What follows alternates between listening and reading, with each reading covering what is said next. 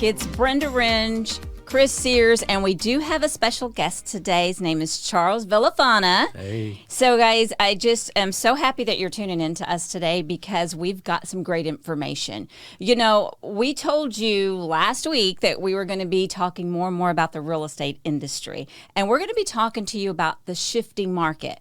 Now, we all know what that means because we're in real estate. That means things are shifting, and it's definitely not like it was 2 months ago. Things really started moving around. And when I'm talking about that, the prices now, everybody was, before, I'm going to go buy.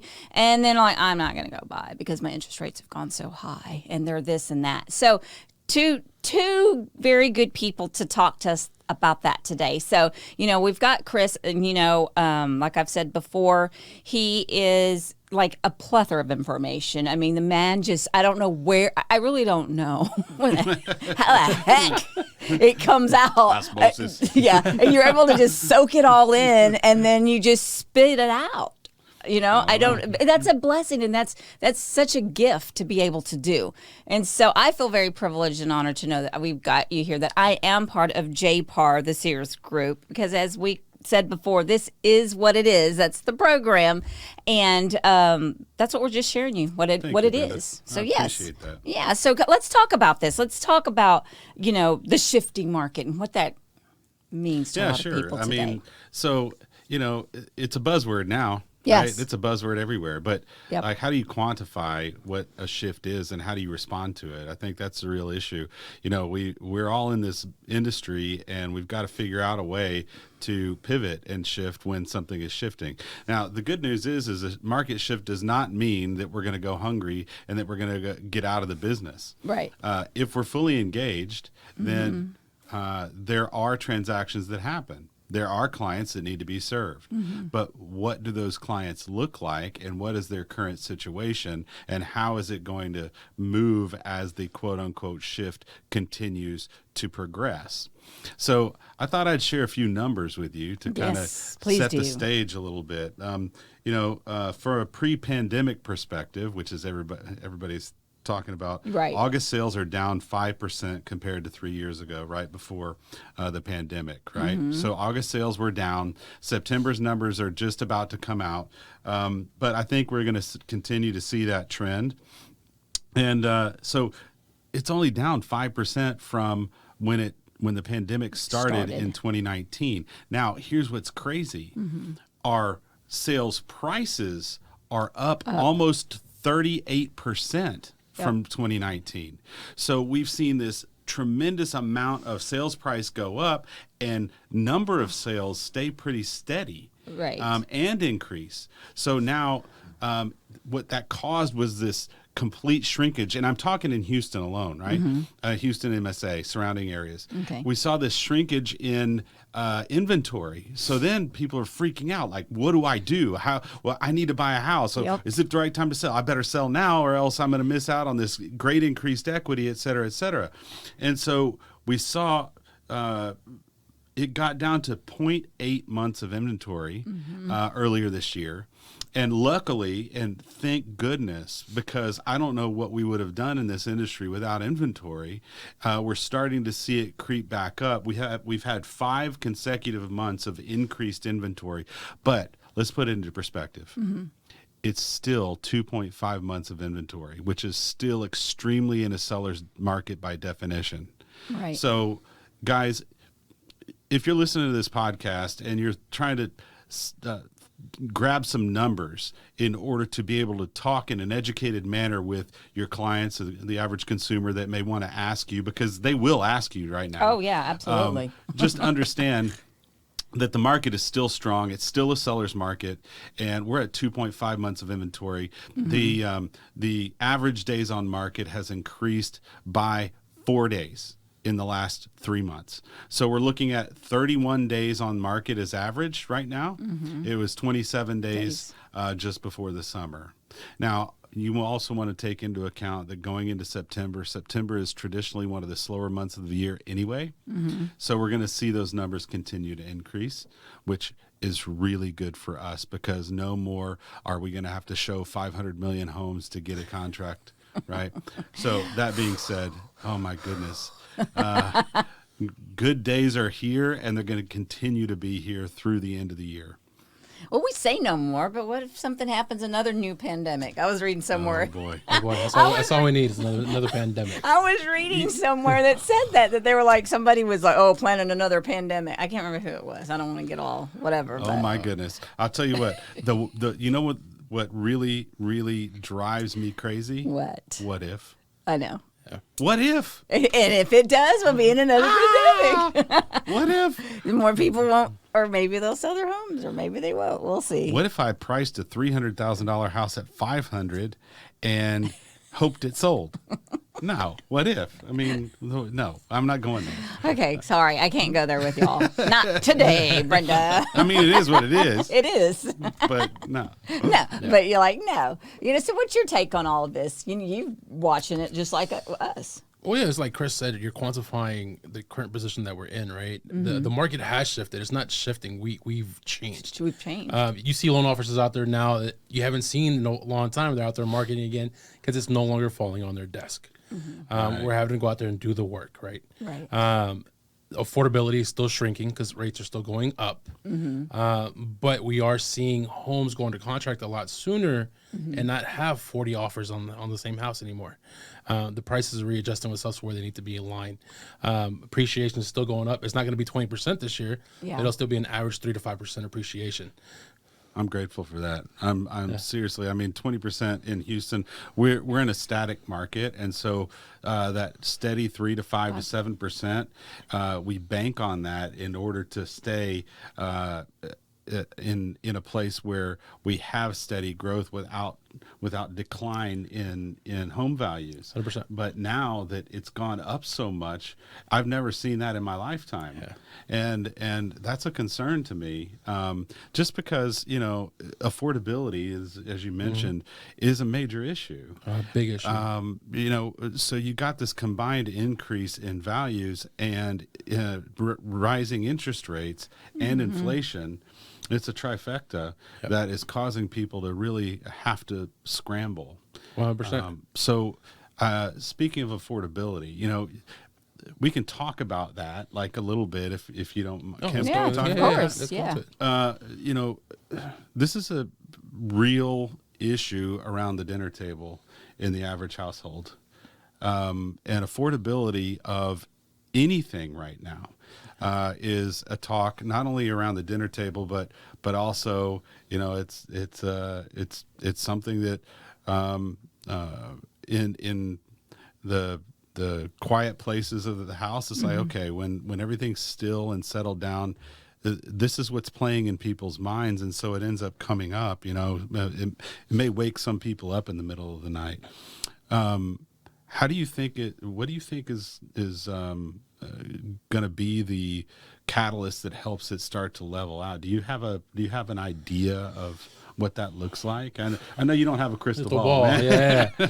But I mean, we all wish we had that. This is a conversation I think that Yeah. is really important for everybody to have collectively. Yeah, we don't have a crystal ball. We don't know when rates are going to change, but they are going to come back down. Rates follow inflation, right? So what the government's doing now is they're raising inflation to lower the cost of stuff, but they're actually raising the cost on everything. It's like you said. Yeah. Me and Veronica were at home the other day. I'm like, man, the price of eggs has gone nuts. But Freddie and Fannie have both come out and said that they expect us to be back in the 4% second quarter, third quarter next year. So there's a few charts already out there that are showing this, and that's why we're saying, hey, it's a great time to buy a house right now because you're going to get the equity in your home. You're going to get the appreciation in your home. It won't be 20%, but you'll get that 3 to 8% growth. Right. And then next year we can refinance you into a better mortgage payment. Well, I mean, that's a good plan, Yeah. For sure. But, and you're talking about with the interest rates coming down, and I hear people talking throughout, are the houses ever getting, they're still waiting because they're waiting for the price of the homes to come down. That's not gonna That's happen. just not going to happen. I don't see that happening That's either. not going to happen. The increase will level out, but no, they're not going to come down. No. Right. It's not, it's a new normal. Yeah, exactly. Which is then, this is all these people are focusing on, which is why we have to make sure that all agents are understanding and educated in it. Because even though me as a realtor and learning things, I always tell people, get with your lender because get with your lender, and then sometimes get with Streamline Home Loans. Get with Streamline Home Loans. And but I'm like, because y'all are the experts at that.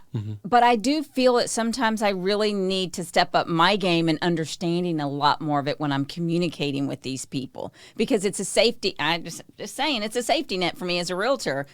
I'm not the expert as a lender. You need to talk to them, but I still think that's really educating the realtors and making us understand. So, because we're the ones forefront with them and trying to bring them down from their fear or their misbelief that thinking, the prices are going to come down, and we're trying to say, no, it's not. That's right. I just think that that's something that I'm working on for myself, to just understand more of what you guys say, so that I can share with my clients as well, to make me a little bit more well-rounded and still push them. Here's your guy. Here's your girl. Yeah, absolutely. I think, having a team where you have a mortgage professional who's knowledgeable and understands what's going on and has some insight into their side of the industry and can communicate with the client effectively to speak the same thing to that client you're saying, but from a different perspective, then it not only helps educate the client, but it helps alleviate fear. And fear makes people make really dumb decisions sometimes. Yeah, it does. And so that being said, the more as a real estate professional, you can surround yourself with a good team of professionals that you trust and be the source of a recommendation to your clients, the better. The army that you bring along with you to serve the client is just as important as anything else that you have in your arsenal. Absolutely. So it's no different in a time where it's more so when a market is quote unquote shifting and news cycles are inflaming everybody and the sky might be falling, coming out of the TV. But the fact is that consumers can connect with the real estate professionals they know and trust and get real good information. So it's important, you guys, as you listen to this podcast, make sure that you go and look at HAR's stats that they put out every single month.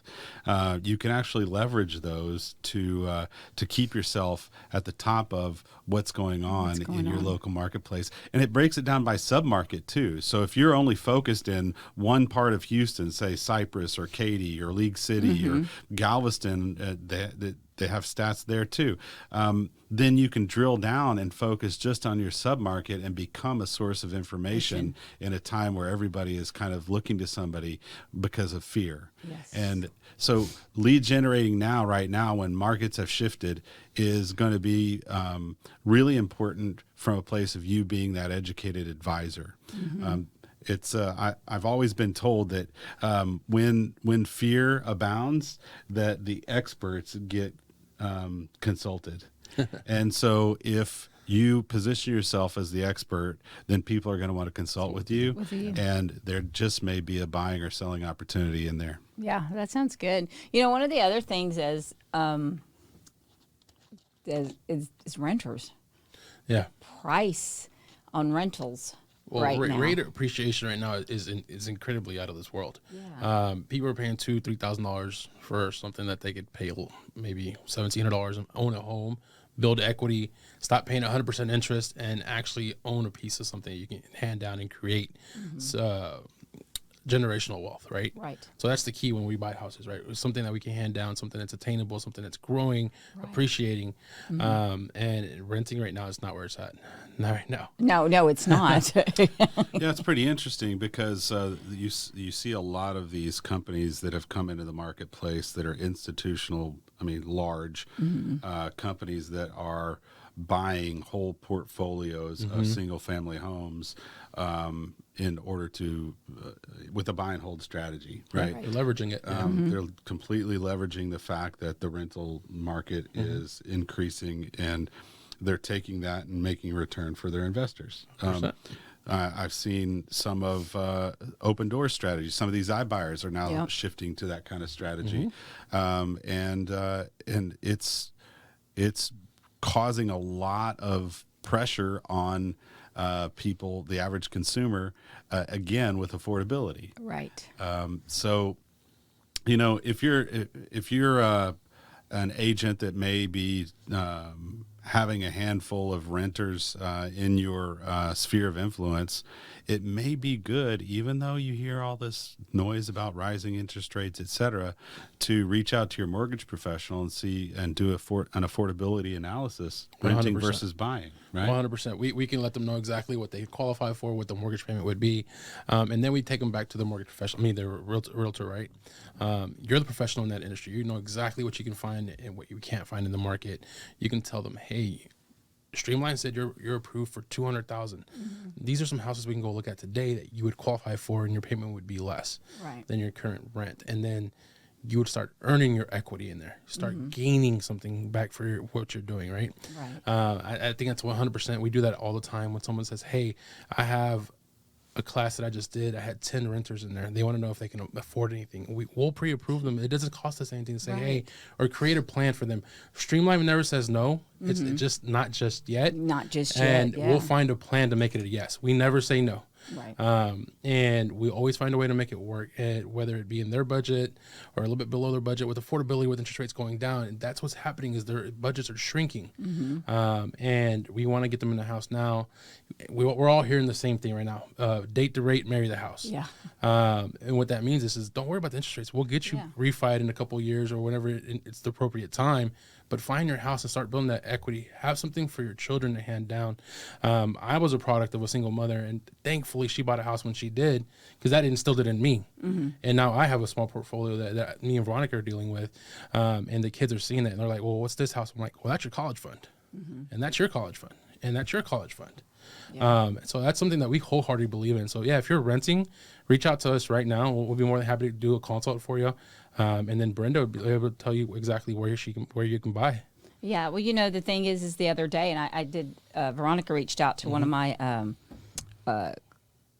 somebody that called on one of my lease listings, and, a lot of agents, sometimes I had another newer agent ask me, she didn't know all the right questions to ask, because that's the key when you get a phone call, and that's the key to converting, right? To getting somebody to do something with you. You were just talking about that today too, as far as the cycle of productivity. That's correct. Yeah. So, and the way that it works, but if you're asked the right questions to get these people to why are you renting? What's your current situation? When is your lease up? What are we looking at? All these great things. So I did all of that, and then come to find out, hey, let's do this. Let's get you with a lender. I've got the perfect person, and emailed it and everything. And so she's just waiting to hear back from him, I know. But at the end of the day, he was like, okay, this is, because he never really thought that he could. You don't know. We can think all day long. You don't know until you make that step to talk to somebody. And like you said, it doesn't cost you anything to do that.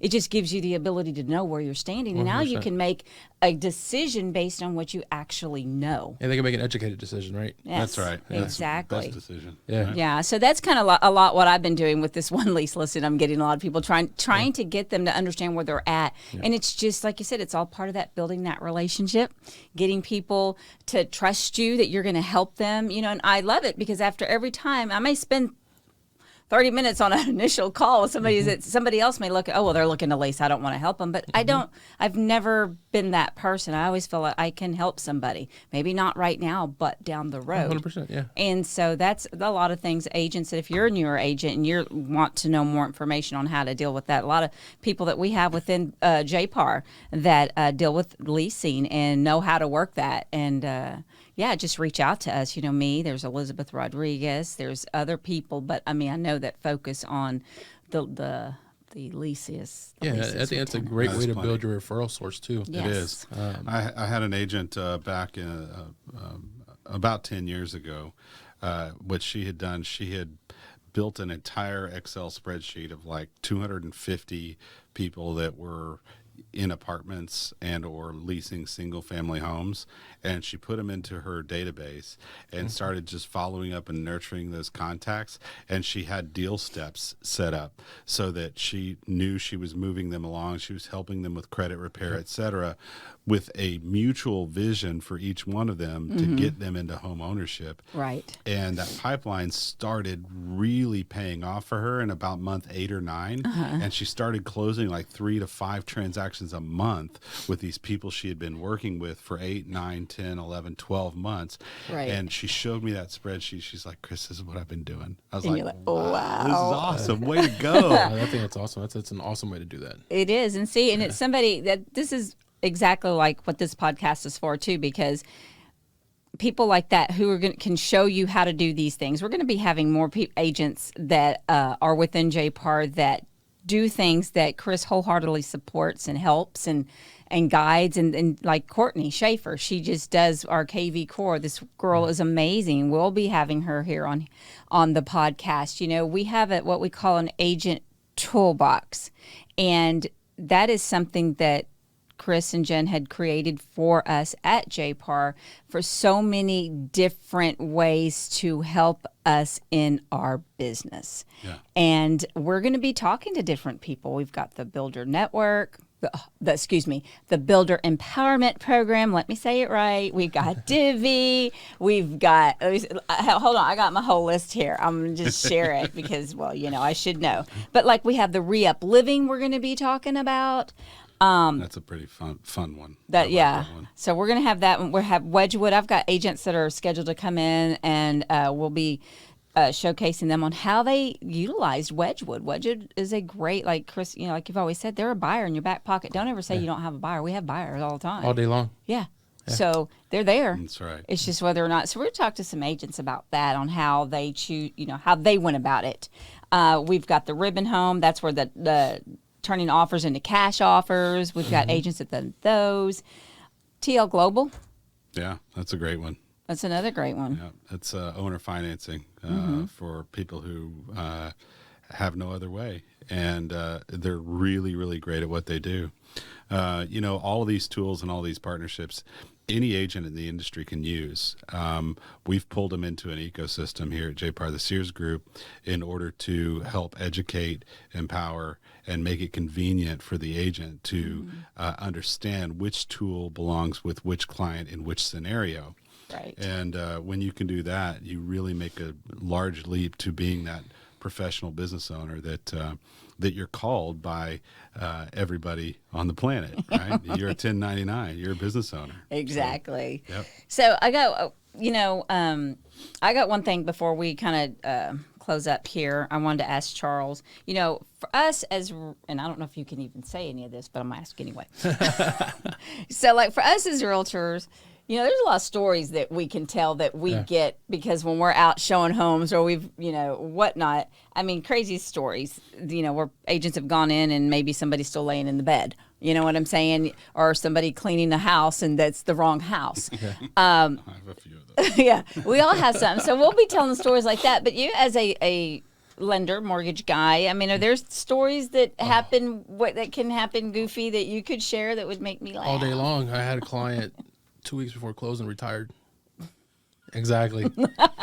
and his wife was a mortgage closer. What? She's like, well, I didn't think it was gonna bother. I'm like, you know, you can't quit. You can't do anything with your income. And you just retired. He just retired. Yeah. And then, Oh my goodness. Yeah. Their dream I was went like, I down. need you to go get your job back. He goes, I can't. I'm like, I need some more income. I'm like, or I work at XYZ store part time. I'm like, send it on over. Luckily, we made it work. Oh, wow, of course. But that threw a wrench in a lot of things. That one deal will stick with me forever, just because the amount of wrenches that were thrown into that one. But that one took the cake. We did the VOE on it, and they're like, "No, he retired." I'm like, "No, no, he was just kidding." I can't imagine that. Oh my gosh, so that's pretty crazy. Well, and then we saved a deal. It was a HUD home, and another lender, can't say who, but told him, "Yeah, just go ahead and move into the house." I'm like, "Excuse me?" I'm like, "You don't own this yet." And he goes, "Yeah, he told me to move in." And then it fell through over there, but we're working on it right now. oh my gosh, Whoa. Yeah. y'all do see some crazy stuff All day long. Oh my word, those are some good stories. I would have never, thought that. Well, yeah.